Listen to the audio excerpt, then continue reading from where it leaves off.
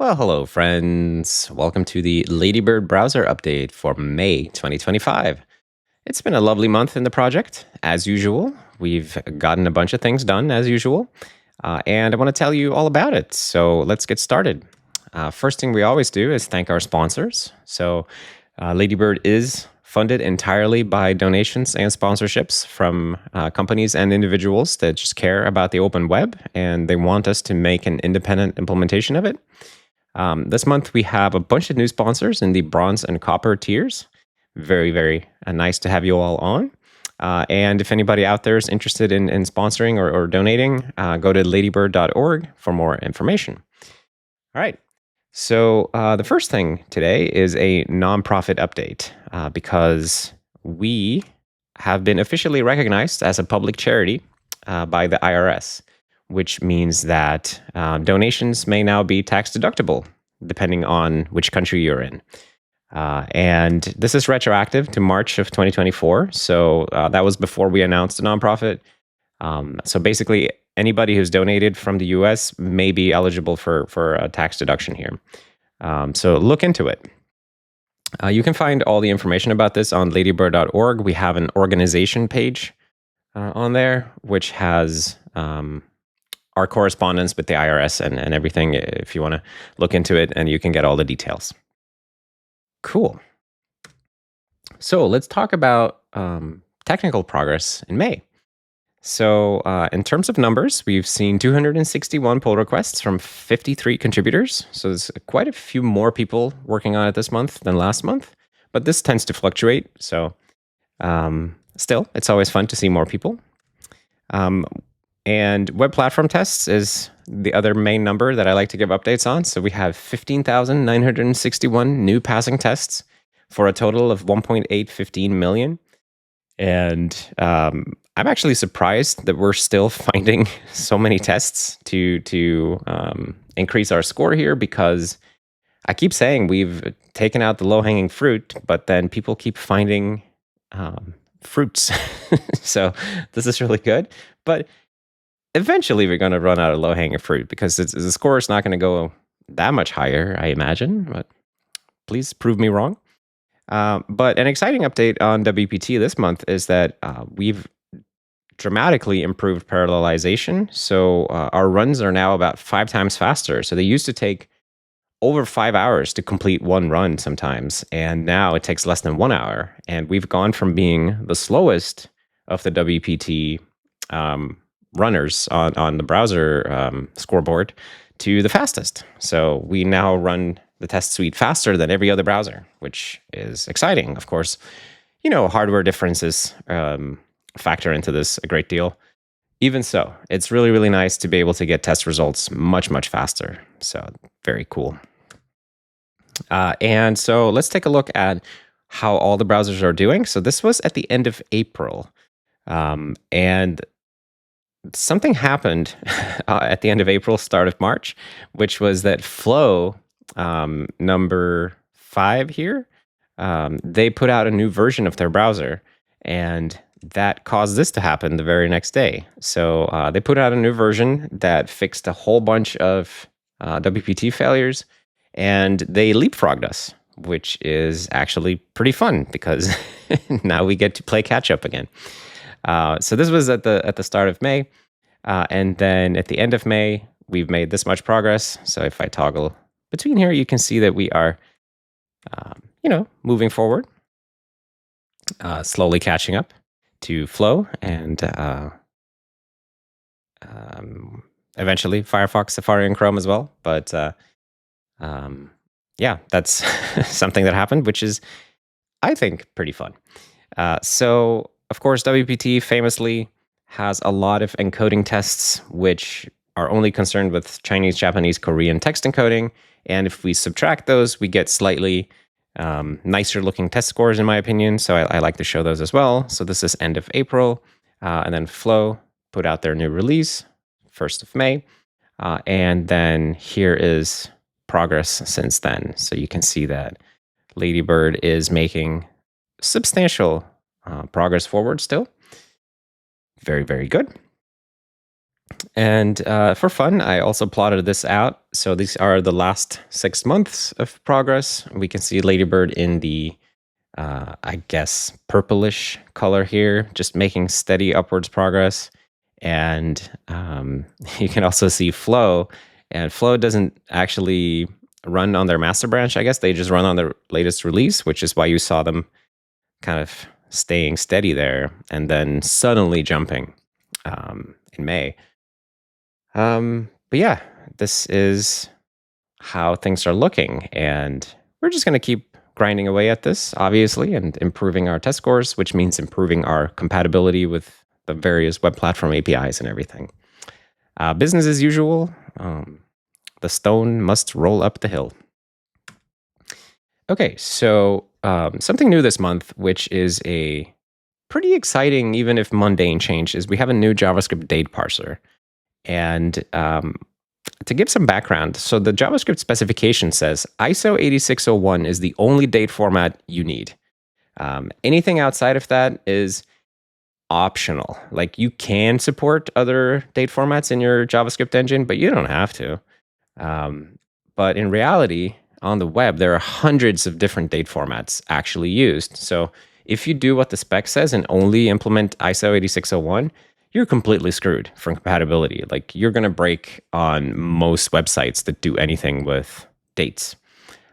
So what we did before was we would, every time that we would encounter a date format that we hadn't seen before, we would add it to our strict list of supported formats. So we would say like, okay, well, we support, year-month-day with the 0 padding. And we would like put a format string for that into our list of supported formats. And this worked, but it had the unfortunate flaw that whenever a new format was encountered that we hadn't seen before, everything would break until we figured out, oh, actually, this is breaking because of a date format that we don't know about. We would add it to our list and everything would start working again. So it wasn't the greatest in terms of compatibility with sites we just hadn't seen yet. So what we've done now is that we have a sloppy permissive parser instead of this strict list. And the new parser, it just looks at the date strings and tries to figure out, oh, this is probably a year, this is probably a month, that kind of stuff. And it's just instantly compatible with way more formats. And it's much more closely matching what other browsers do. So this is really, really nice. And hopefully this means that we're not going to see nearly as many random pages being broken because of unexpected date formats. We've done some work on web workers this month. So we now support shared workers, which are workers that can be shared by different pages as long as they're in the same security origin. Although this is not fully implemented yet, we only support it for a single web content process. So if you have like 2 separate tabs, even if they're on the same origin, they can't talk to the shared worker yet, but it's something we're working on.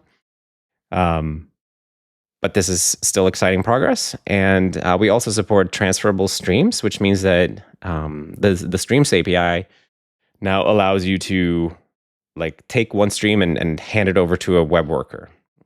So this is new. This is something we couldn't do before. So pretty cool.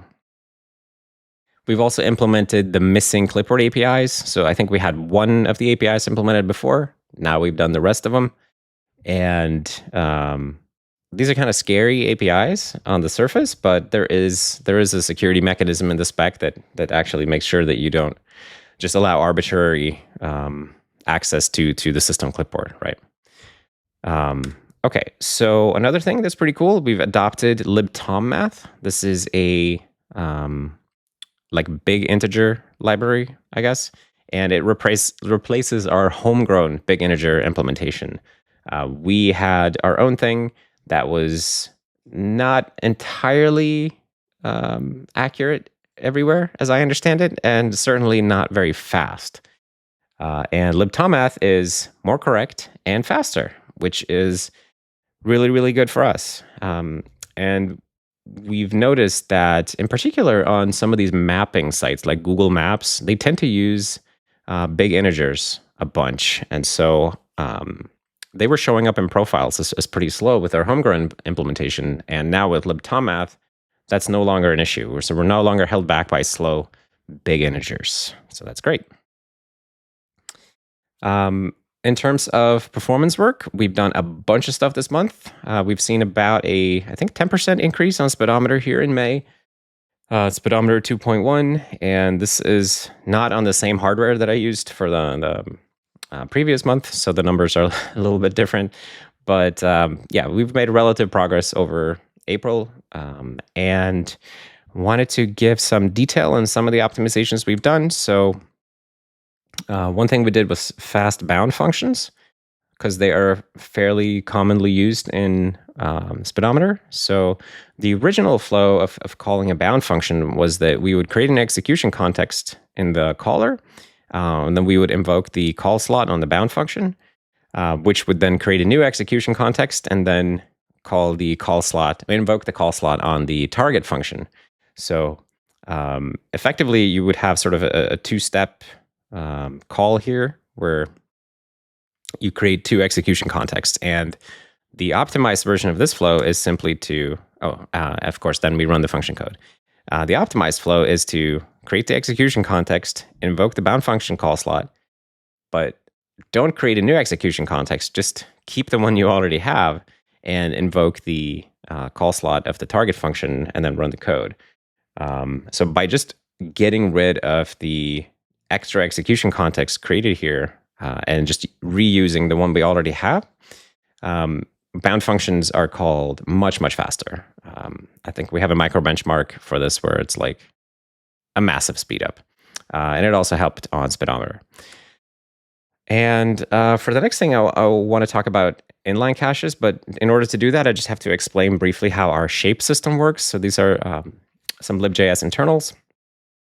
So when you create an object like this, like A here, that has a property foo with value 1, 2, 3, internally we create an object A that has property storage that you can see underneath it, and property number 0 is 1, 2, 3. But the name of the property is actually stored in a separate object called a shape. Now, this is not accessible from JavaScript. It's just an internal implementation detail. And the shape essentially maps property names to property indexes. And in this case, it's very easy to understand. And what happens if you create another object that has the same exact property in the same order is that you just reuse the same shape, right? So A and B here, they share a shape, even though they have different values for those properties. And when you add more properties like this, you might have foo and bar. So far, so good, right? But the interesting thing happens if you have properties, you might have the same name properties, but in a different order. So here we have foo and bar in A, but B has bar and foo. And because property order matters in JavaScript for enumeration and stuff like that, they actually become distinct shapes. And so we have to keep track of them separately. And this has been causing some problems for us because of inline caching. So previously, we only had monomorphic inline caches, which means that for the cacheable property access here, you see o.foo, we would only be able to remember one shape. And so in this case, on the example on screen, we have A and B, both have the property foo. And so the second time you call get foo, the cacheable property access will have been cached successfully because it remembers the shape of the first time we access it, which is then going to be the same shape next time. And the value of this optimization, or the value of this cache, is that then you don't have to go looking in the table of property to property index mappings. So that's a hash map lookup. Instead, you know that, okay, well, it was property index 0 last time, and it's the same shape, so it's going to be property index 0 this time. You only have to go directly into the property storage and get property 0, much, much faster than the hash map lookup. But before we had a polymorphic inline cache, it would break on cases like this, where you have A and B here, but they have different shapes because of the different property order. So even though we're always accessing the foo property, foo is in property slot 0 or property slot 1, depending on which shape you're using. So the calls to get foo here, they always miss the cache. because they keep flip-flopping between like the last seen shape. But now we have a polymorphic inline cache, which means that we allow these property access caches to remember more than one shape. So they actually can remember up to 4 shapes now. And so you can see the get foo functions here. By the time you've called it with both A and B, we have those shapes cached, and subsequent calls are able to get to the cache, get the property offset from the cache. And so why this matters is because it actually doesn't matter that much on the traditional JavaScript benchmarks because they don't do a lot of polymorphic accesses. But real world web content tends to do a ton of polymorphic accesses, in particular because of the things like the DOM tree, where like your HTML elements might they inherit through the prototype chain, like from element, which inherits from node, which inherits from event target. And so if you do like .add event listener on something, that is something they inherit from event target, but you might be calling it on many different types of nodes, which would all have different shapes. And so we would very often fail to hit the inline cache in these cases. But now we're able to remember more shapes, which allow us to hit the cache more often. And this was tremendously valuable for Speedometer, which is chiefly a DOM and web platform API benchmark. So very, very good. Hope that makes sense. Okay, so now let's do a little demo of the browser so we can see where it's at. So let's open up Ladybird and take a look at it. This is our website, looking nice. And I wanted to open specifically this month's newsletter because it has a list of new sponsors this month. And it's tradition here on the show that we visit new sponsors and see how their websites look. So I'm just going to pop everyone open in their own little tabs, and then we'll go through them one by one and see how it goes. So first up, we have the Primogen, who doesn't have his own website, but he has terminal.shop, which is a company that allows you to buy coffee using SSH in the terminal. Pretty cool. And we did some work this month on making sure that the CSS fonts load here. So that's good. I think the layout here is a little wonky, and these counters are definitely not updating. They're supposed to be like line numbers, you know, like 1, 2, 3, 4, instead of just says 1, 1, 1. So we still have some stuff to do here, but still very nice to have the Primogen and terminal.shop as a sponsor. And then we have serpapi.com, which is another company that's now sponsoring us. Super, super cool. Their website loads, scrolls all right. I wonder what are these things? I was thinking, are they interactive? But they're not. But they can at least scroll them pretty nicely. There are some things that stand out. Definitely have some little layout issues, and I think responsiveness could be better. But even so, this is pretty good. I wonder if we can open these up. Oh, that's way too slow. Okay, yeah, so we need to investigate that. But still, happy to have SerpAPI as our new sponsor. Okay, and then let's take a look at this. So this is blackowl.com. Black Owl is an individual sponsor. And this is his website about, I guess, like different haxoring projects. Oh, and there, for some reason, it's blacked out. I've seen that sometimes. I don't know why we do that. Need to investigate that. Oh, look at that. There's like an animated GIF. Very cool. Okay. Well, the site seems to be working other than that weird Flickr thing. Has blog posts on here as well. Actually, that's an external link, but even so, that loads nicely. And then we have Clement, who's another new sponsor. This website looks kind of all right, actually. Probably the alignment here is a little wonky, but in general, the site looks kind of nice. Toggle dark mode. Oh, look at that. It just works. Projects, listable. Oh, an operating system. I like those. Let's see if we can open that up on GitHub. Here's Clement's Toy OS. Okay. Can we see some code? It'd be nice to see that GitHub works. Terminal.rs. Okay, look at that. Browsing syntax highlighted Rust code in Ladybird on GitHub. Pretty cool. Oh, okay, there was a little bit of jank there.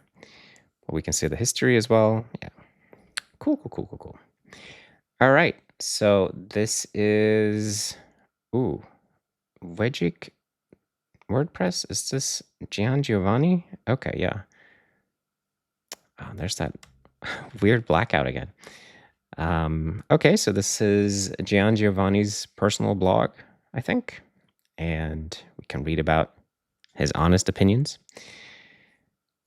This is a classic WordPress blog, but it has some embedded YouTube videos, which apparently we don't completely screw up, although they're not particularly interactive.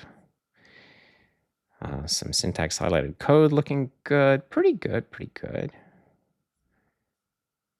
Okay, not bad at all. Yeah, I don't know exactly what needs to be fixed here, other than maybe the YouTube embed not working might be the thing to look at.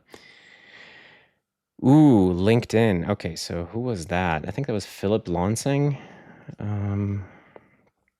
Philip Lansing links to a LinkedIn page, which I don't know that we can get in there. Okay. I have never been able to log into LinkedIn yet in Ladybird, so maybe we'll just leave that one alone for now. Come back to it later. And this last one was, it was, oh my God, I have so many tabs. Wow. I haven't said that about Ladybird before. I have too many tabs open. I think this is, how do you say shores? Shores. Shores Vitavane? How do you say that? Let's go to Brave Search.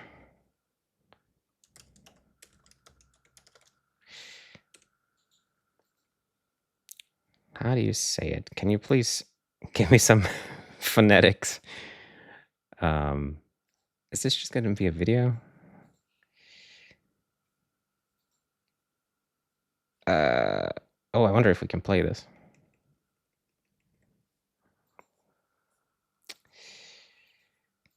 Damn. All right. Well, playback is not working. I hope I got it right. Shores. Otherwise, I apologize. Also, we should figure out how to get howtopronounce.com audio playback to work. But yeah, so this was just a little browsing session visiting our new sponsors. Thank you all very much for sponsoring Ladybird, and I hope this gives you some idea of where we are quality-wise with the browser right now. Okay, so before we go, I want to thank everybody who contributed this month. This is a list of everybody who has some kind of commit in the Git repo in May of 2025. Thank you all so much for working on Ladybird. It's awesome to see even some new faces. Love seeing new faces. And yeah, it's been a great month. Tons of productive stuff. And things are just getting better every month, I feel. Very exciting. And thank you as well for watching the video, for keeping up to date with our progress. If you're interested, we also have a newsletter. If you want to read about this stuff in text form, you can sign up for that on ladybird.org. And as I mentioned in the beginning, if you're interested in sponsoring or donating to development, check out ladybird.org as well. And more than anything, if you're interested in learning about browser development, come hang out with us on Discord and see if you might fix your first browser bug or implement some little browser feature. Tons of new people are trying this every month, and some of them have so much fun that they don't even leave. Maybe you could become one of those people. All right. Yeah, that's about it for today. So see you next time.